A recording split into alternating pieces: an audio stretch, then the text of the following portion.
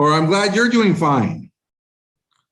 Okay, so I'm going to be talking about fluency. Fluency is one of the first criteria for considering score. It's actually paired with coherence. And coherence has to do with how logical your answer is. Fluency is how smooth the way you talk. And so that aspect of the scoring is what I'm going to talk about primarily.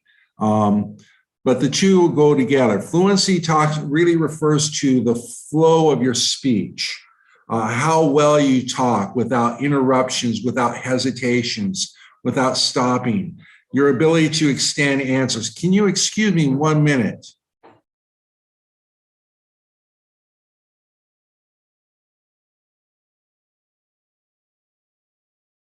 All right, sorry about that. So that's what fluency is. It's really about the flow, how smooth the flow of your speech is, and how well you can speak at length. This is especially important when it comes to the cue card and the follow-up questions. So why don't we begin? Now, to be really more specific, fluency, like I said, is the ability to speak at length without pausing. It's also about not repeating yourself or stopping to think of what to say. So a lot of times I see students they'll be speaking, and then mid-sentence they'll stop because they may be searching for a word or trying to say it correctly grammatically, or they lack an idea. They're trying to think of ideas, so they stop, okay? All that affects fluency. So, but essentially fluency is speaking that is not too fast and it's not too slow, okay? You really don't want to speak too fast because when you speak too fast, you're not able to really keep up with your brain and your mouth. And then it's also difficult for the other person to understand you, and you're more prone to pronunciation. That's one aspect of speaking too fast and why you don't want to speak too fast. But it also affects fluency because you may have to stop and think of what next to say too. Then, of course, you don't want to speak too slow. And a lot of times people speak in short little phrases. They'll say a phrase and then they'll stop, say the rest of the sentence in a short phrase. So to give you an idea, I'm going to repeat the first sentence here on the slide. The ability to speak at length without pausing, repetition, or stopping to think what to say. That's kind of an example that I hear as an IELTS trainer with my students who have trouble with this. And a lot of times students do speak slow, so it gives them time to think of ideas and also words too.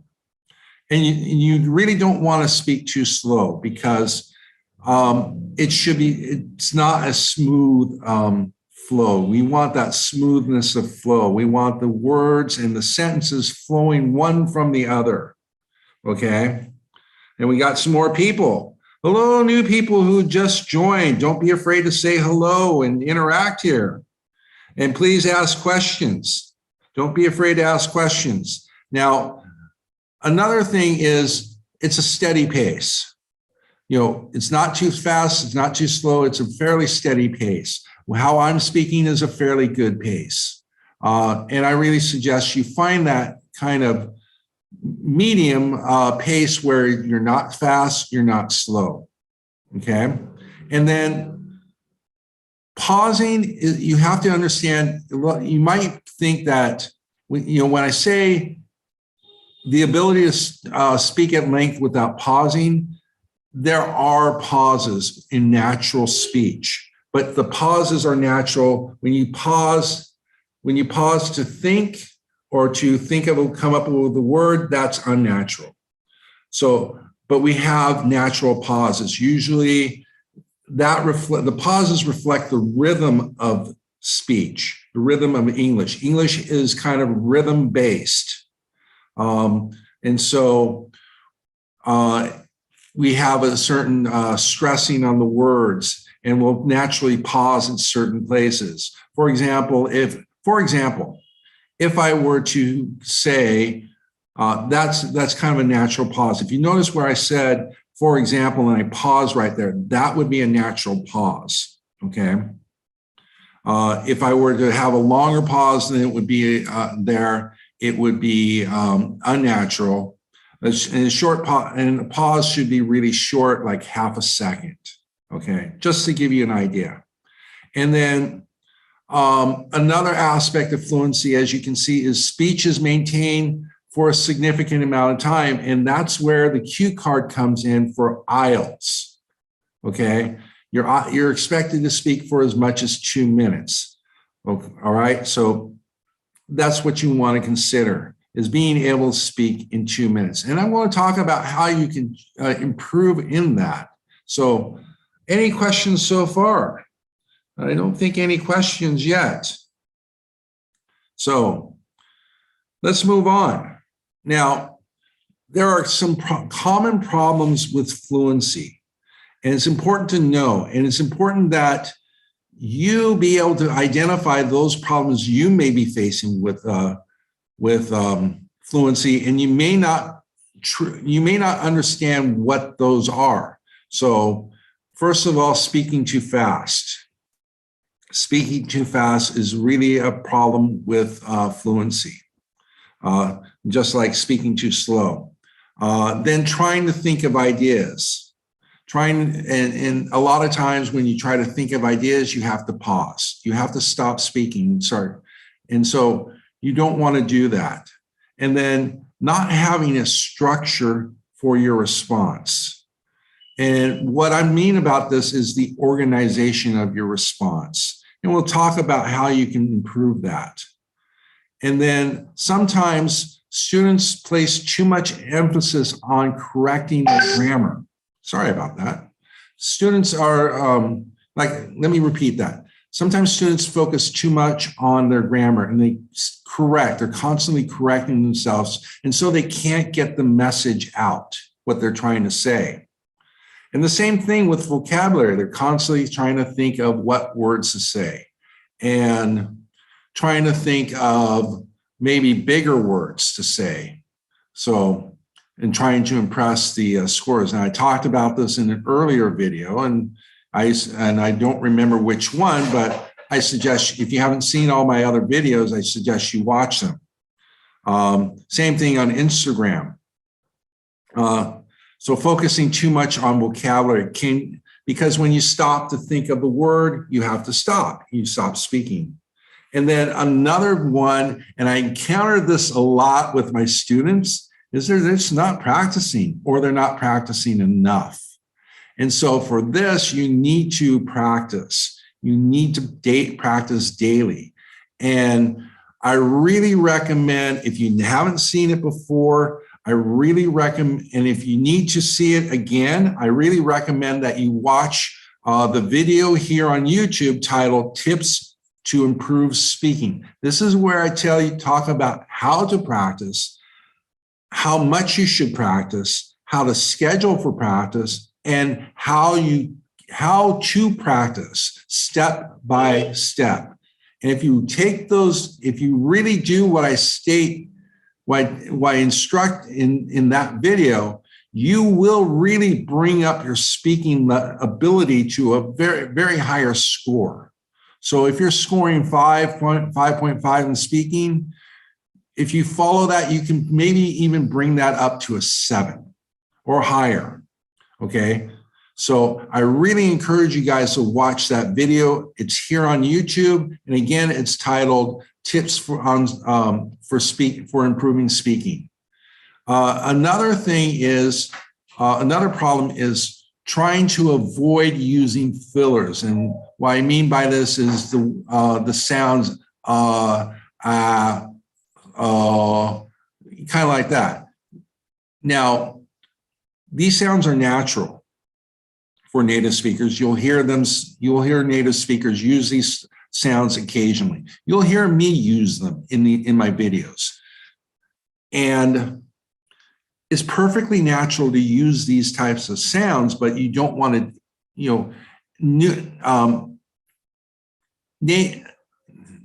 I was going to say native speakers, but I don't mean native speakers. New students who are just learning English, they use them a lot because they're not, and part of this is because they're not sure what to say in terms of ideas. They lack the vocabulary and even grammar to a certain extent, or they're trying to correct themselves too. And so you want to try to limit them, but you are going to make these sounds from time to time, and it's okay if you do this occasionally. And then finally, another thing is what's called test anxiety. And this is when you go to the test and you're really nervous. You're really, really nervous. And so you're feeling scared and you're wanting to get the result, but because you're nervous, you can't, maybe it affects the way you're thinking, affects the way you speak, and that can really affect fluency. So those are the things that you want to avoid and work on if you're having trouble with. And now I want to talk about these individually. So now, speaking too fast. Now, the problem is this greatly affects understandability. So what I mean by that is if you're speaking too fast, it's going to be difficult for the listener to keep up with you, okay? It's going to be difficult for the new person for the listener to keep up with you. I will address that question at the end, a new face, but that's a good question, okay? So, you don't want to speak too fast. And then another problem is, I mentioned this earlier, that it's difficult to think as you speak. Your brain just can't keep up with your mouth, okay? So, and that causes you to stop as well, because now you have to think of the next thing to say. And then it's difficult for the listener to keep up. I just said that, but it's difficult for the listener to keep up, and then it can cause mispronunciations. So you might slur your words. The end of the word may be mispronounced. And so it could be difficult to understand what is being said. So my tips for this problem is focus on speech that is smooth. So when you practice, you should focus on trying to make your speech smooth at a good rate. Try to stay calm when you speak. And then one thing you can do that will really help is listen and watch native speakers speak and imitate the way they speak. There's a famous movie, kind of a comedy, that was produced a number of years ago here in India called English Vinglish. It's where a woman went to the US to visit her family. She could not speak English. So while she was there, she took an English course. And there's a scene in there where she's looking at a newscast, and she's watching the reporter on TV, and she's actually mimicking the way he's moving his mouth to get the proper pronunciation. She's doing that primarily to get the proper pronunciation, but you can do that in terms of copying their speech, in terms of pace. And you can also use that in terms of volume. So one thing you don't want to do is speak too loud, or you don't want to speak too low, softly. So that's one thing you can do to really help overall with pronunciation, with pacing, and in terms of controlling the volume of your speech. So I really suggest you do that. Take 10 minutes a day doing it, and it will really help you. Okay, now let's move on to thinking of ideas. Now, this comes about when students are too focused on thinking of what might sound good to the examiner. The examiners are not looking at a right or wrong answer, okay? There are no right answers, there are no wrong answers. As long as the response is relevant to the question, it's directly relevant to the point of the question. And it must be reasonable and logical to answer the question. That's what the examiners are looking for. They're not looking for correct answers. They're not looking for wrong answers. And so what you want to do is focus on the quality of your speech. Talk about what you know, not what you, talk about what you know. If you don't know something, try to answer, and it's okay to say, I don't know something, but try to answer. But keep it with what you know, especially in terms of vocabulary as well. Now, if you don't know nothing about the subject, tell the examiner, but keep in mind the general questions are primarily about you. So these should be generally easy. And where a student does the most successful is the general question, part one. And that's the basis and that's where the first impression on the score comes from. And then the cue card, and follow-up questions test the ability whether that's their first impression is actually true for the initial score they give you and such. So, for example, in the general question, they may score you 6 to 7 bands, and then they'll give you the cue card. And let's say you do really good on the cue card. So then you're maybe going from 7 to 8 bands. Then you go to the follow-up questions. And so they're looking at how well you can handle more abstract ideas and such. And so they score you, sorry about that. They score you maybe, but you don't do as well for the follow-up questions because you have trouble trying to think of ideas. And so you maybe get like 6 to 7 again. So what they're going to do is kind of take an average of those scores and such. So we have some loudspeaker going, so it's passing. So, but that's kind of how they go about the scoring, and they take like the average of that. But like I said, if you don't know anything about the question, the topic of the question, it's okay to tell the examiner, but try to answer as best as you can. You could kind of change the topic slightly, and I believe I talked about that in my video, how to handle difficult cue cards, and that's here on YouTube. So watch that. Okay. Now, moving on. Lack of a structure. This is really important. Lack of a structure.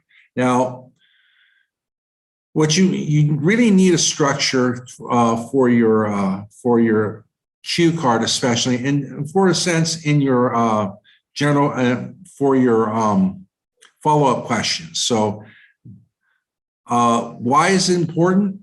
It's important because a structure helps you organize your thoughts and ideas coherently, meaning giving an order that's easy to follow. So for the cue card, use the bullet points that are given. Use the bullet points that are given, answer those each in turn, and be sure to extend your answers with details, okay? Now for the follow-up questions, first you can use this. You want to state your opinion about the topic, then describe and explain your point with details. Then maybe give an example to illustrate your point, or compare your view to the opposing view. And those will give you a really great answer for following that system will give you a really great way of answering the follow-up question. So now moving on, focusing too much on grammar. Now, the consequences of this is that you're constantly correcting yourself. and that causes long pauses. And it really impedes your ability to speak at length, meaning that because you're correcting yourself so often, you can't get it's taking you a long time to get the message across, or you may never get the message across, especially like in the cue card where it's timed. So this is a technique that you should do. If you're having difficulty with this, and you can do this, just for increasing your fluency as well. You want to start with short questions, general questions. You only need 2 to 3 sentences to answer a general question. So what you want to do is you take 10 questions per day. Be sure to record yourself, okay? What you want to do is answer the question, but only focus on speaking smoothly until you're finished. And as you do that, don't worry about grammar as you speak, all right? And as you do this, record yourself and note the mistakes that you make. So, and then that way you're aware of the mistakes. And when you can get through 10 questions where you can speak smoothly, then go to the follow-up questions. They're a little bit longer than the general questions. They should be about 4 to 6 sentences, maybe 8 at the most, no more than that. And then once you master the follow-up, speaking follow-up questions, go on to the cue card. But practice that every day. And you'll get your fluency will really take off. I guarantee it. Now, focusing too much on vocabulary, okay? Now, the consequences of this is that you're often pausing, stopping to think of what word to say. Now, what can you do is, continue to build your vocabulary, but stick to the words you know. Especially when you don't know the big words, stick to the big words that you know. The examiners look at how well you can get around these problems. So if you can't think of the actual word, use the words that you do know. So that's called paraphrasing, and the examiners do look at your ability to paraphrase, to get around vocabulary gaps. Now, again, do continue building on your vocabulary, focus on collocations because you'll learn words quicker this way. And I encourage you to, let me get to that in a little bit. So collocations, topic-wise vocabulary, and connectors. And I have done YouTube live sessions for these particular aspects of vocabulary. In the past, they are up on YouTube. Last week, I did one on last week's one was on collocations. So new face, I really recommend that you watch those videos. And actually, I recommend everyone here to watch those videos. Okay, now, the other thing you can do to help with this is if you're pausing to think of new words, use the same drilling techniques described for focusing on vocabulary. So that's what I recommend. Now, lack of practice. That's the one reason why people don't improve. So you must practice daily. This includes general speaking of English and IELTS speaking. So general speaking, you should try to speak English throughout the day, every day. And then IELTS speaking, I really recommend that you spend 1 hour a day practicing speaking, and then record yourself and note your mistakes. And again, I covered practice in that video, Tips for Speaking English. I really recommend that you guys watch that video. All right, now trying not to use filler sounds. Now, when used occasionally, they're part of natural speech, as I mentioned. But when you think about trying to control these, they cause you to say them more. That's another problem when you focus on trying to prevent them. So just accept that on occasion you'll make them. That's okay. Then focus on what you will say. Another thing is consider your structure, especially the cue card, and then record yourself. Every time you practice, record yourself and note how often you make those sounds. And then use the drilling technique for dealing with focusing too much on grammar. All right. Now, test anxiety and stress. As I said, stress can affect fluency, can make you overuse fillers, make you hesitate a lot and have long pauses. The key here is practice, practice, and practice. And the more you practice, the more confident you are, you will improve much better and quicker, and your fluency will be much smoother. I guarantee it. Okay, so that's it for today's session. I want to thank you guys for being here. Now, I will take some questions, so please ask questions. Now, New Face wants to know how to improve your vocabulary. Now, so I talked about collocation. Collocations are word phrases that are focused on one word, and you'll learn the words quicker, okay? You'll learn individuals quicker because you'll learn the different meanings of the word. You'll also learn the different situations in which the word is used. Again, let me repeat that. You'll learn the different meanings of the word, and you'll learn the different uses of the word as well, much quicker by studying collocations. Let's take, for instance, vocabulary. Vocabulary has a number of collocations to it. We have passive vocabulary. That refers to the vocabulary that we know. We have active vocabulary. Refers to the vocabulary that we use. We also have acquire vocabulary. That means to build vocabulary. We have build vocabulary. That's another one.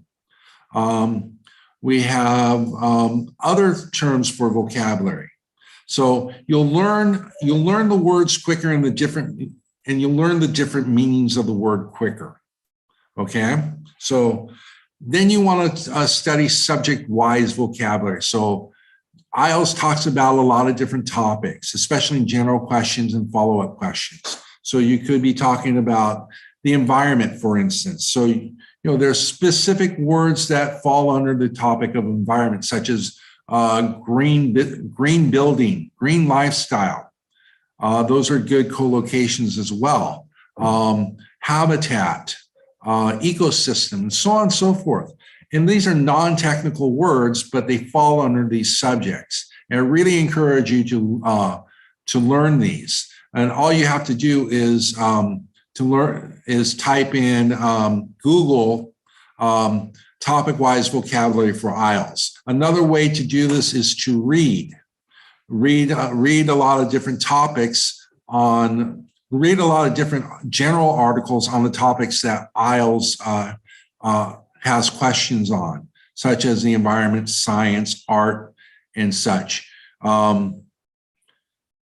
One benefit for this is it will not only give you vocabulary, it will give you ideas as well. All right, are there any other questions? Hopefully I addressed your question, New Face. So any other questions? Okay, so it doesn't look like any questions. All right, so let's wrap this up. Now, you guys just saw, oh, here we go. Okay, so now I want to talk about My IELTS Tutor, what it is. My IELTS Tutor is a premium online service that has trained thousands of students to accomplish their goals in IELTS, okay? And what we offer in our premium training is this. We offer writing analysis and feedbacks. We have live reading discussions where we talk about how to answer the questions, how to and how you went wrong with the question, things like that. We have one-to-one speaking sessions. We're writing ebooks. We have ebooks. We have PDFs to offer, grammar ebooks as well. We also have a Band 9 essay bank. So for writing and you want to look at, compare your writing to a particular essay, we have that. Proven tips and strategies. We have live sessions for that. And that's part of what this live session is. So this is a weekly live session for tips and strategies for speaking. Vocabulary building tools. Free access to daily idea generation. Detailed one-to-one speaking feedback and analysis. Live listening lessons. Understanding marking criteria. Complete mock tests. And one of the things that we offer is a customized plan. We take you in, we assess you, we determine what your strengths are, what your weaknesses are, and we develop a customized plan for you. And then another thing is we don't have large group sessions online. We generally have smaller sessions, up to 4, maybe 5 students at a time. When we conduct our online classes, this ensures that you get more individualized attention rather than a brick and mortar institute. And that's a good idiom, brick and mortar, meaning an established building. Brick and mortar institute, that's one for you, new face. Where you have 30 new, classes up to 20 to 30 students, and you don't get the attention you really want to. So that's the good thing about my IELTS Tutor. Okay, and here are the primary trainers for my IELTS Tutor. There are others here, but we are myself, Nana, and Ms. Amita. We're the primary trainers here with my IELTS Tutor. And together we have we have a lot of years together. As you can see, we have around 30 years together experience teaching. Okay, and as you can see, here are some recent results of our students.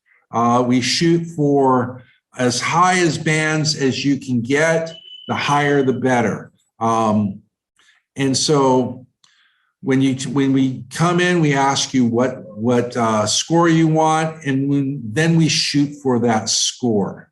And we do everything we can to help you get that score. And so because of that, we're committed, because of that commitment to help you achieve the score you desire, this means that your bands are our responsibility. And that's right, your bands are our responsibility. And we take that very seriously. And we do everything that we can to help you achieve that score. Okay, so that's it for today. I really want to thank you guys for coming. It's been a pleasure having you. I hopefully answered some of your questions, hopefully shed more light on fluency. I want to thank you guys again. Join me next Wednesday here at 5 o'clock on YouTube. Join us on Instagram. Follow us here on Instagram. Follow us on here on YouTube. Also on Facebook. If you want to know more about what we offer, be sure to click on the button below. And I'll see you guys next week. You guys take care. Thank you again.